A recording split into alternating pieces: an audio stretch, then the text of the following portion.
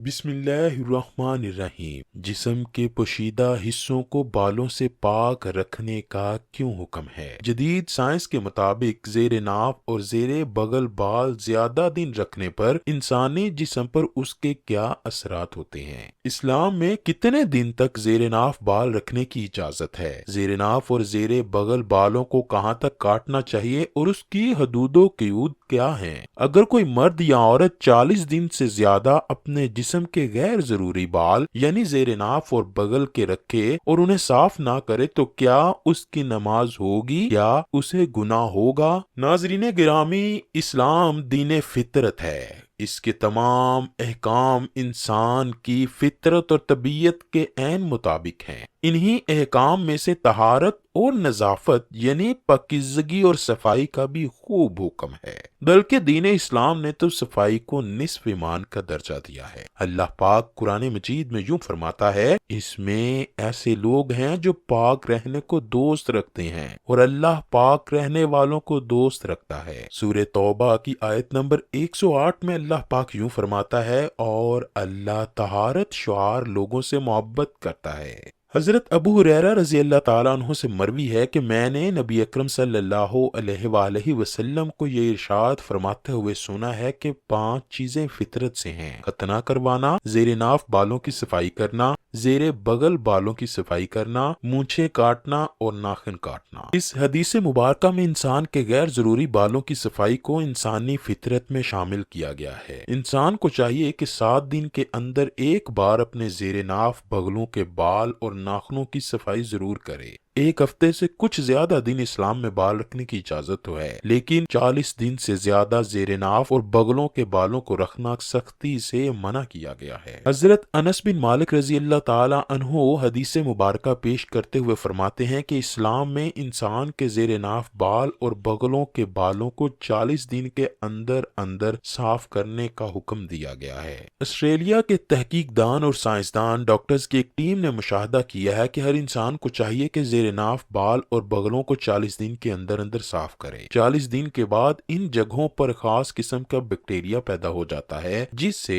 ان جگہوں پر جوئیں پڑ جاتی ہیں۔ یونیورسٹی آف سڈنی کے سائنسدان کیمرون ویب نے ڈویلیمن نیوز پیپر میں بیان کرتے ہوئے لکھا ہے کہ حال ہی میں تحقیق کی گئی ہے کہ مغربی لوگوں کے زیر ناف اور زیر بغل کے بالوں کو بڑھانے سے جسم کے سارے حصوں میں جوؤں کا پیدا ہونا پایا گیا ہے۔ سوشل میڈیا میں یہ رپورٹ کیا جاتا ہے کہ پوری دنیا کے تقریباً 7.5 لاکھ انسان اس قسم کی جوؤں کے مرض میں مبتلا پائے جاتے ہیں۔ ڈاکٹر کیمرون نے تجربہ کیا ہے کہ یہ جوئیں عام پسووں کی نسبت سائز میں بے حد چھوٹی ہوتی ہیں۔ جب انسان کو یہ چھوٹی چھوٹی جوؤں کی بیماری لگتی ہے تو انسان کے علم میں ہی نہیں ہوتا کہ اس بیماری نے کس طرح جنم لیا۔ شروع میں انسان کو متاثرہ جسم کے حصے میں خارش ہوتی ہے اور اس کا جسم متاثرہ جگہ سے سرخ یا نیلا دکھائی دیتا ہے۔ ڈاکٹر کیمرون نے لکھا ہے کہ اس بیماری میں پیدا ہونے والے پسووں کا سائز تقریباً 1.5 ملی میٹر ہوتا ہے۔ ان پسووں کی تعداد میں بڑی تیزی کے ساتھ اضافہ ہوتا ہے اور ان کی نسل بڑی تیزی سے بڑھتی ہے۔ ایک مادہ پسو ہر روز تقریباً 1 انڈا دیتی ہے۔ جسم کے جس حصے میں یہ جوں انڈا دیتی ہے وہاں خارش بہت زیادہ ہوتی ہے۔ خارش کرنے سے جسم کا متاثرہ حصہ سرخ پڑ جاتا ہے جس وجہ سے جسم کا درجہ حرارت بھی بڑھ جاتا ہے۔ ڈاکٹر کیمرون کے مطابق اس بیماری کا حل بہت ہی آسان اور سادہ ہے۔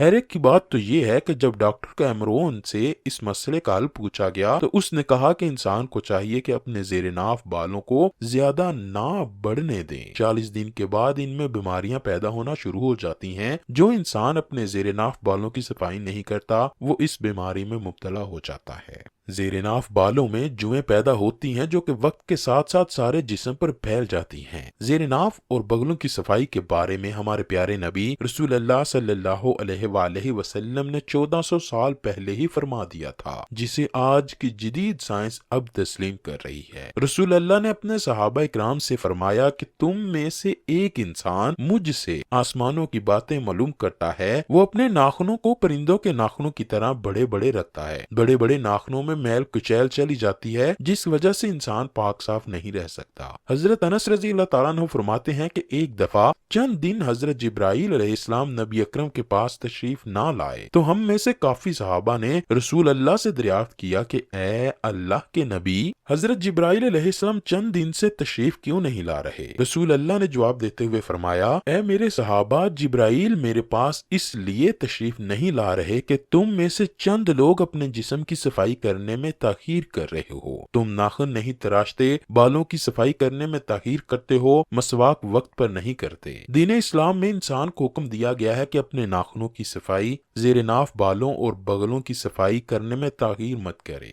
اسلام میں صفائی کو اس قدر اہمیت دی گئی ہے کہ دین اسلام نے صفائی کو ہی نصف ایمان قرار دیا ہے۔ صفائی کو نصف ایمان اس لیے قرار دیا گیا ہے کہ جسم کی صفائی کے بغیر نہ تو نماز قبول ہوتی ہے اور نہ ہی کوئی اور عبادت۔ رسول اللہ صلی اللہ علیہ وآلہ وسلم کا ارشاد ہے کہ جو انسان مونچھیں نہیں کاٹتا، زیر ناف بال اور بغلوں کی صفائی نہیں رکھتا، وہ ہم میں سے نہیں۔ زیر ناف بالوں اور بغلوں کے بالوں کا بڑھ جانے سے ظاہر ہوتا ہے کہ انسان کے جسم میں گندگی پیدا ہو جاتی ہے۔ اس گندگی کی وجہ سے انتہائی خطرناک بیکٹیریا جنم لیتے ہیں جس وجہ سے بے شمار بیماریاں انسان کو لگتی ہیں۔ جو انسان زیر ناف اور بغلوں کی صفائی وقت پر کرتا ہے تو اس کے جسم میں یہ بیکٹیریا پیدا نہیں ہوتے، انسان پاک صاف رہتا ہے، اور جو انسان اپنے جسم کو پاک صاف رکھتا ہے تو وہ بے شمار بیماریوں سے بچ جاتا ہے۔ زیر ناف بالوں کو وقت پر کاٹنے سے اس میں پسو پیدا نہیں ہوتے اور نہ ہی یہ بیماریوں کو جنم دیتے ہیں، جس کا ذکر ڈاکٹر کیمرون نے کیا ہے۔ زیر ناف بالوں کی صفائی کی حد ناف کے نیچے پیڑو کی ہڈی سے لے کر شرمگاہ اور اس کے آس پاس کا علاقہ ہے۔ محدثین نے لکھا ہے کہ جسے پیڑو کی ہڈی نہ ملے اس کے لیے زیر ناف بالوں کے مصداق وہ بال ہیں جو ناف کے نیچے دائیں بائیں ہوتے ہیں۔ اس طرح خصیتیں اور ان کے نیچے جو بال ہوتے ہیں وہ بھی اس کے تحت داخل ہیں۔